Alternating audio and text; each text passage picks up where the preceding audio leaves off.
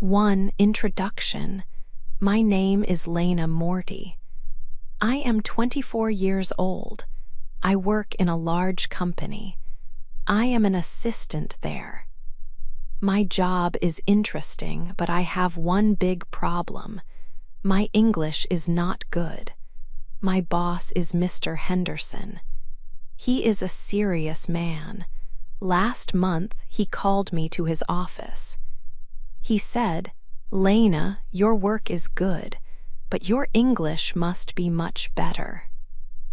We have many international clients. You need to improve your English quickly. If you cannot do this, you might lose your job." I was very scared. I need my job very much. I help my family with money. I felt worried. What can I do? I thought. My friend Sarah told me about private tutors. She said they can help a lot, so I looked online. I found a language center. They gave me a tutor. His name was Daniel Cross. The next week, Daniel Cross came to my small apartment for our first lesson. When I opened the door, I saw him. He was tall. He wore a gray suit and black glasses. His dark hair was a little messy, but it looked good. He smiled a little. His smile was kind. "Hello, Lena," he asked. His voice was low and soft. "Yes, hello, Daniel." "Please come in," I said. My voice was shaky. We sat at my small kitchen table. He opened his bag. He took out some books. He started to explain the plan for our lessons. He was calm and professional. He was smart. I saw that quickly. But I was not thinking only about English. I was thinking about him. From that first moment, I felt something strange in my heart. It was like a small bird inside. He was very handsome. His eyes were a beautiful brown, like warm coffee. When he looked at me, my face felt warm. I tried to listen to his words about grammar, but my mind was busy with him. I smiled too much during that first lesson. I answered his questions too quickly. Maybe I looked silly. I think he noticed. Sometimes when I looked up, his eyes were on me. He had a small, thoughtful look. Then he looked back at the book. The lesson finished too soon. He packed his bag. "Next Tuesday, same time?" he asked. "Yes, perfect," I said. Maybe I sounded too happy. He nodded. He left. I closed the door. I leaned against it. My heart was still fast. "Oh no," I whispered to myself. "This will be difficult." I knew it was not just about English anymore. Near him, our English lessons happened 2 times a week. He came to my apartment every Tuesday and Friday evening. I liked having lessons in my home. It felt more relaxed than a school. Before Daniel arrived, I always cleaned my apartment. I wanted it to look nice for him. I cleaned the floor and dusted the table where we sat. I put fresh flowers on the table. I also made sure I had good coffee. I told myself this was important for studying well. But in my heart, I knew I did it for him. I also thought carefully about my clothes before each lesson. I chose my best shirts and skirts. I put on a little makeup. I wanted to look good for him. He never said anything about my clothes or my apartment. He was always very professional. He focused only on the English lesson, but I hoped he saw my efforts. The lessons were helpful. Daniel was a patient and smart teacher. He explained grammar rules clearly. We read stories and did exercises. Sometimes he read English words aloud. I liked listening to his voice. During the lessons, there were small moments that felt important to me. Sometimes, when he gave me a book, our fingers touched for a second. It felt like a small electric shock. Or when we both needed the same pen, our hands touched. One Friday, I reached for a blue pen on the table. Daniel reached for it at the same time. His hand touched mine. His hand was warm. I stopped moving. My heart started beating very fast. I looked up at him. He was already looking at me. His eyes were dark. In that moment, I felt something strong between us. It was not just a teacher and a student. It was something different. We looked at each other for a few long seconds. The air in the room felt thick. I wanted him to say something, anything. Then, slowly, he moved his hand away. He made a small sound in his throat. "So," he said, his voice a little quiet, "let's look at the verbs on this page." He took a different pen. He pointed to the book. I tried to think about the lesson. I tried to act like nothing happened, but my hand felt warm from his touch. My heart was still beating fast. The lesson finished, but for me, everything had changed. I knew I was starting to have strong feelings for Daniel. It felt exciting, but also a little dangerous. 3. His secret. After some time, Daniel started to stay a little longer after our English lessons. He did not leave right away. I offered him coffee, and he said yes. So we sat and talked. We talked about simple things. We talked about movies we liked and books we read. We talked about things that happened during our days. I liked these talks very much. Daniel had a good sense of humor. He made me laugh.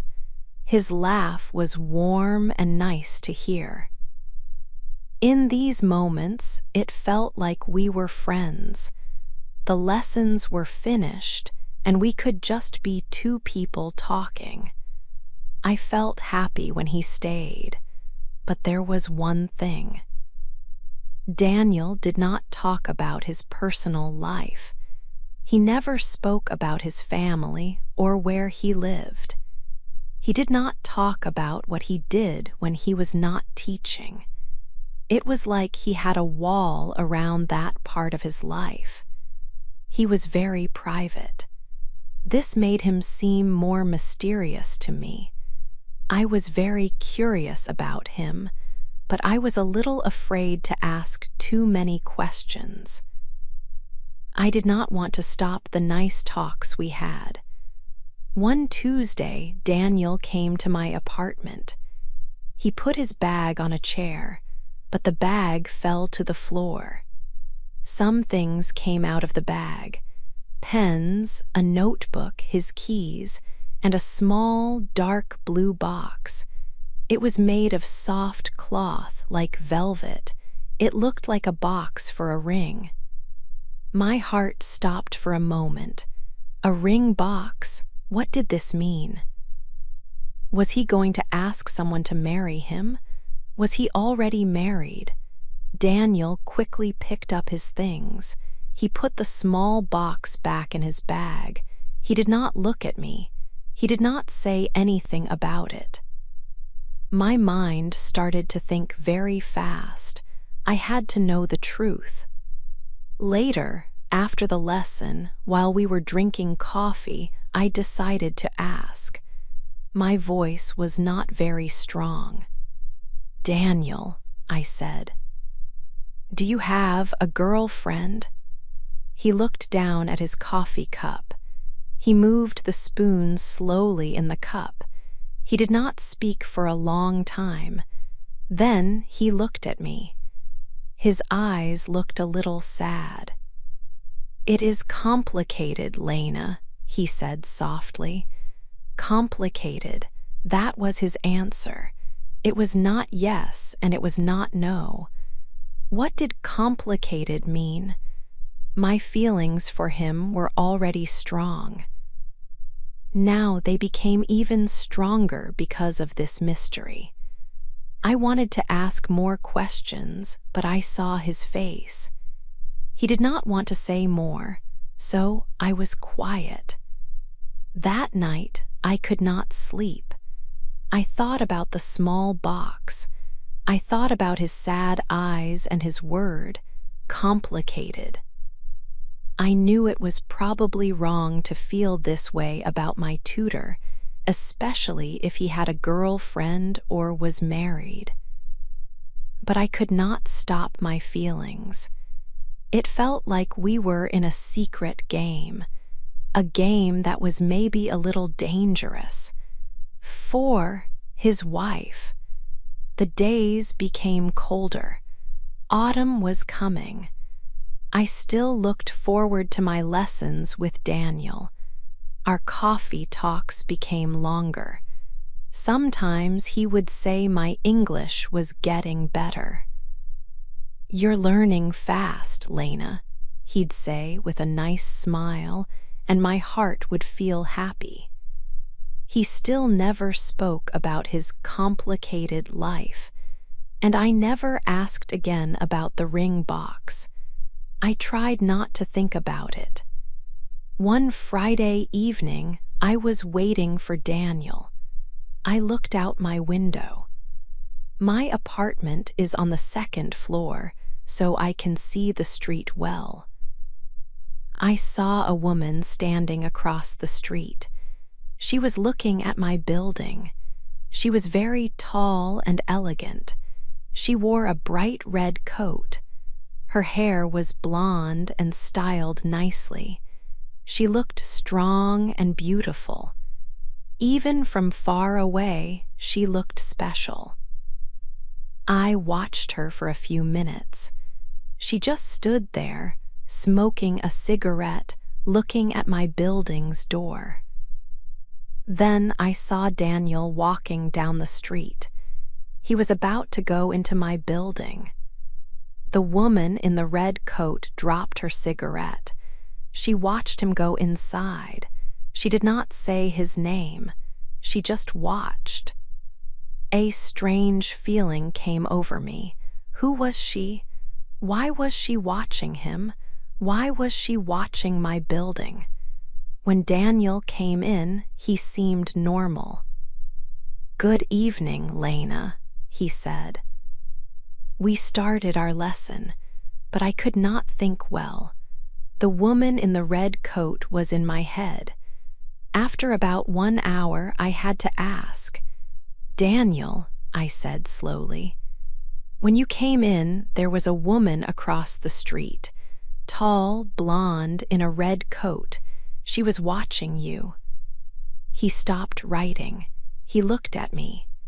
His face was hard to read for a moment. Then a small, cold smile touched his lips. It was not the warm smile I knew. This smile made me feel cold. "Ah, yes," he said, his voice flat. "The woman in red, you saw her. Do you know her?" I asked. I felt a bad answer was coming. He put his pen down. He looked into my eyes. His eyes were suddenly very dark. "Yes, Lena, I know her," he said. His voice was quiet but sharp. "That's Eloise, my wife." My stomach felt bad. It felt like someone hit me. Wife, he was married, the ring box. It's complicated. Now I understood. He had a wife, a beautiful, elegant wife who waited in the street. He never told me. All those coffees, all those laughs, all those times I thought he looked at me in a special way, what did they mean now? Was I just stupid? A silly student he played with. I felt so foolish, so naive. My face felt hot with shame. He was watching me. His face was still cold, but I saw something else too. Pain, sadness. I see, I said softly. My voice was very quiet. I wanted to cry. I wanted to shout at him. How could he? But when he looked at me with that strange mix in his eyes, a terrible thought came to me. Even now, knowing he was married, knowing I was probably just a game to him, a small, bad part of me still wanted him. That was the worst feeling of all. I felt heartbroken, but my feelings for him were still there. 5. The kiss. After Daniel told me about his wife, the lessons felt different. It was hard. We were polite, but the easy feeling was gone. The air felt heavy with things we did not say. He did not stay for coffee anymore. He finished the lesson and left quickly. I missed our talks very much. I felt angry at him, but I also felt sad because I still liked him. One Tuesday evening, the weather outside was terrible. Rain was very loud against my windows. The wind sounded like a wild animal outside. Inside, the lights went off and on a few times. Daniel and I were sitting at the table, trying to read from a book. I felt nervous because of the storm and also because of Daniel. Suddenly, a very loud crash of thunder came. It felt very close. My building seemed to shake a little. Then, all the lights went out. It was completely dark. I made a small sound and moved quickly in my chair. I do not like thunderstorms in the dark. I felt a sudden fear. "It's okay, Lena." Daniel's voice was near me in the dark. His voice was calm. "Just a power cut. It will come back soon." I heard him move. Then I felt his hand touch my arm. It was warm. He gently guided me. "Let's find some candles," he said. His voice was calm, but I felt his hand shake a little. Or maybe it was my arm. We found some small candles in my kitchen drawer. He used his lighter to make the small flames appear. The little lights made shadows dance on the walls. The room felt strange now, quiet and small. It felt intimate. We sat back at the table. We could not read well with just candles, so we just sat there. We listened to the loud rain outside. The silence inside was heavy. Daniel turned his head to look at me. His face looked soft in the light from the candles. His eyes were very dark and deep. "Are you okay?" he asked softly again. "Yes," I whispered, "just a little scared of the storm." He reached out his hand. His fingers touched my cheek gently. It was a very soft touch. My skin felt warm where he touched it. I looked into his eyes. I saw a strong feeling there. It was for me. "Lena," he whispered. His voice was rough, not smooth. You make me forget everything." Then he moved closer to me. He did it slowly. He gave me time to pull away, but I did not move. I could not. My mind screamed, "No, he is married. This is wrong." But my heart wanted him so much. He kissed me. At first, it was soft. Then it became stronger, faster. It was a kiss with all the feelings we did not say, all the tension between us for weeks. It tasted like coffee and the rain outside. It felt exciting and a little dangerous. I closed my eyes. I kissed him back. My hands went up to his hair. I pulled him closer to me. In that moment, nothing else in the world was important. Only him and me and this kiss I wanted. When we stopped, we were both breathing fast. The small candle flames moved in his eyes. He looked at me with a very strong look. He did not say words. I did not say words. A few minutes later, he stood up from the table. "I should go now," he said. His voice was still rough. I just nodded. I felt dizzy and confused. He walked to the door and picked up his coat. He stopped with his hand on the door handle. He looked back at me one last time. It was a long look. Then he opened the door and left. The door made a small sound when it closed. I was alone in the quiet room with only the candles. My lips still felt his kiss. My heart was beating very fast. Then I started to cry. Hot, heavy tears came down my face.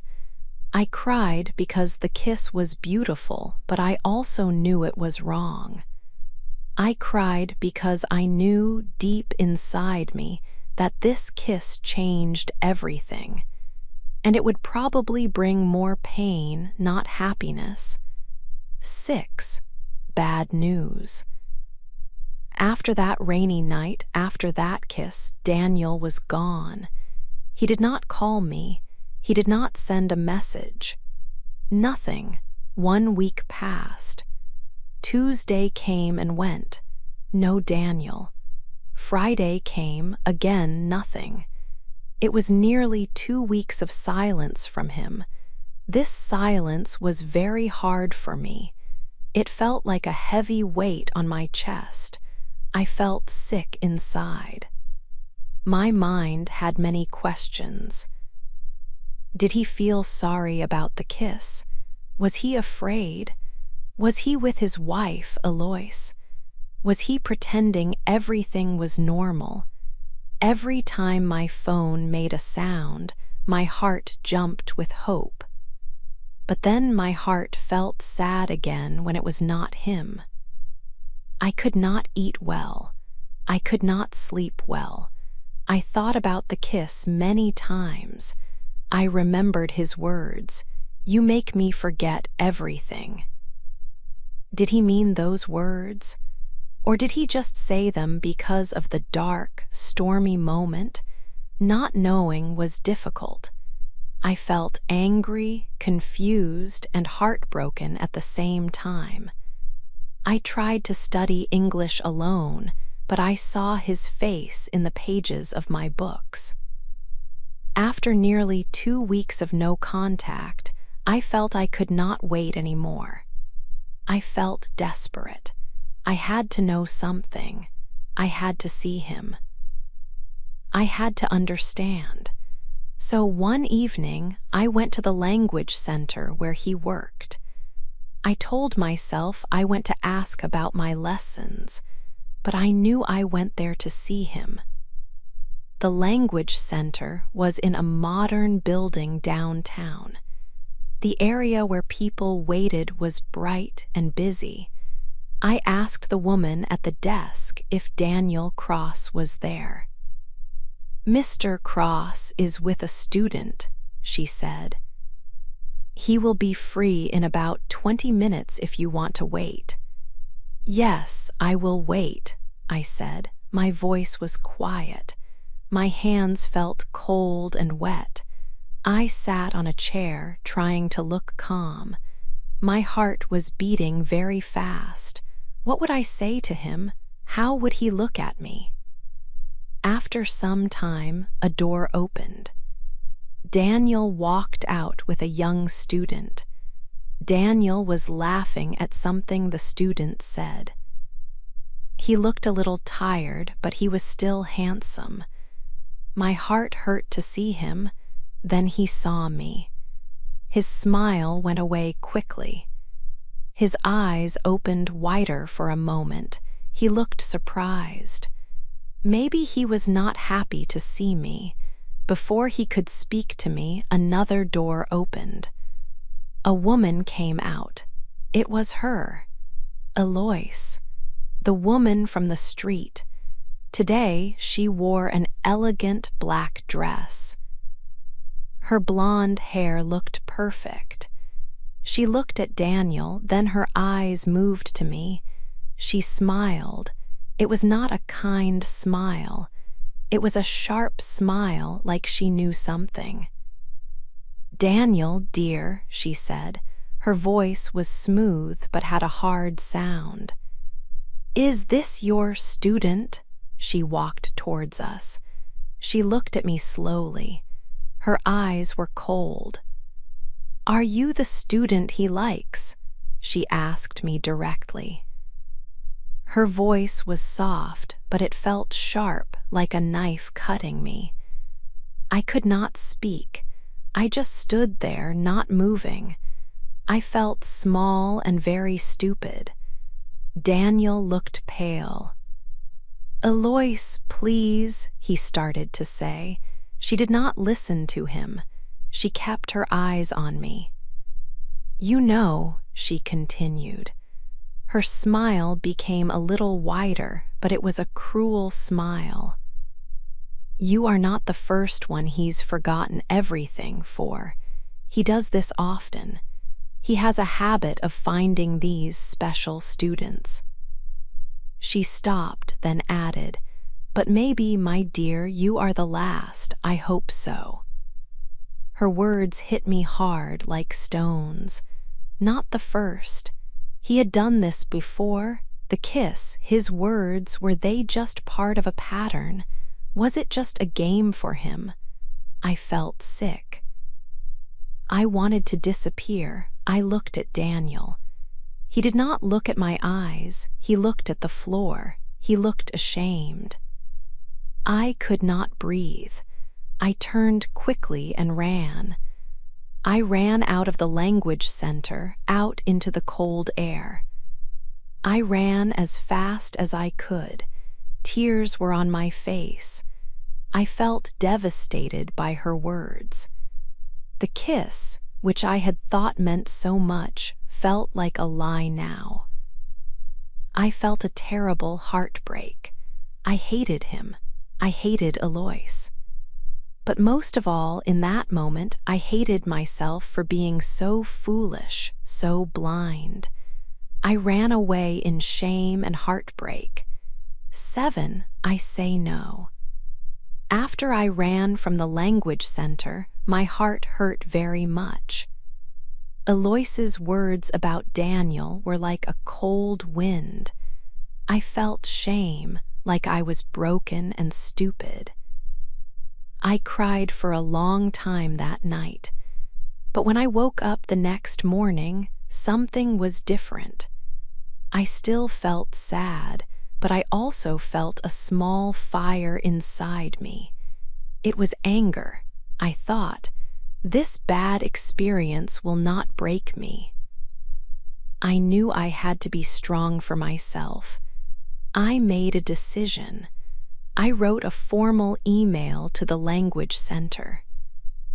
I explained that I wanted to stop my English lessons with Mr. Daniel Cross. I asked if they could send me the books and papers so I could study alone at my apartment. I did not give a reason why I stopped. They did not need to know how much I was hurt. Studying English alone was difficult for me. Every time I opened my English book, I thought about Daniel. I thought about his voice, his smile, and the things he said that were not true. It was hard to study with these thoughts. Some days I felt very sad and I closed the book. But then I remembered why I started learning English. It was for my job, for my future life. It was for me, so I wiped my eyes and started again. Slowly, little by little, I started to feel better and stronger. I put all my energy into my work. I spent more time with my good friend Sarah, who always listened to me. We talked about everything, and I felt less lonely. I began to remember the person I was before I met Daniel. About 1 month later, one evening when it was getting dark, I heard a knock on my apartment door. My heart made a quick, nervous jump. I looked through the small hole in the door. It was him, Daniel. He looked very tired. His hair was not neat and his clothes were not clean. There were dark circles under his eyes. He looked like he had not slept well for many days. He looked like he had big problems. I felt unsure, but I opened the door a little bit. I kept the safety chain on the door. "Lena," he said. His voice was quiet and sounded rough. "Can I talk to you? Please, can I come in?" I did not say anything for a moment. I just looked at his tired face. "Lena, I left her," he said again. His eyes looked straight at mine. "I left Alois. It is finished now. For real, I want to be with you. I need you." His words came quickly. "I need you." He did not say the words, "I love you." I thought about what Alois told me at the language center. She said he liked his special students. He needed someone. Was I just another person he needed for a time? Was this a pattern for him? My heart felt sad again, but this time it was a different feeling. It was like a heavy weight fell off me. It was like a chain broke. I looked at him again, truly looked at him. I saw the look of needing help in his eyes. I saw his pain. For a short moment, I felt sorry for him. But then I thought about my own pain, the pain he caused me. I thought about how hard I worked to feel strong again. "No, Daniel," I said. My voice was calm and clear. It was strong. "No." He looked very surprised. His mouth opened a little. "But Lena, I left her. I left my wife for you." "You did not leave her for me, Daniel," I said. I slowly shook my head.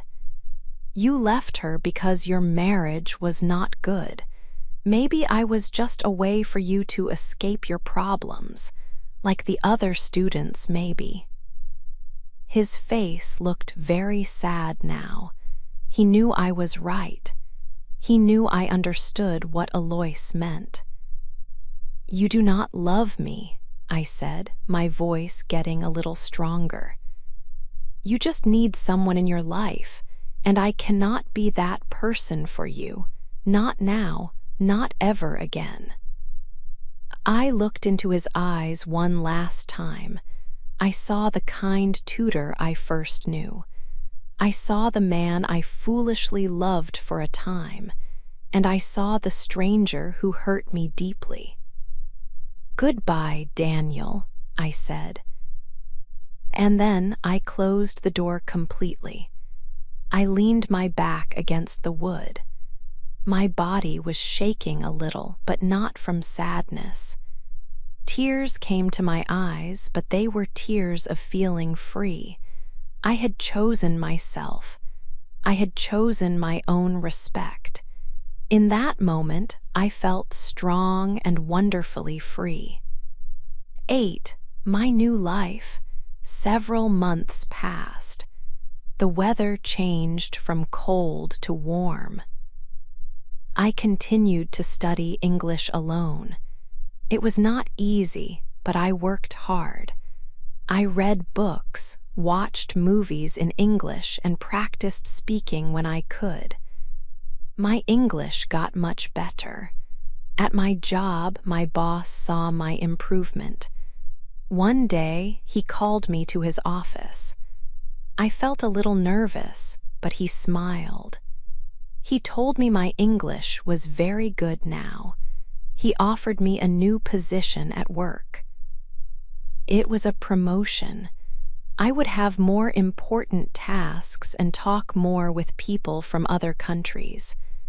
I was very happy and proud. I accepted the job.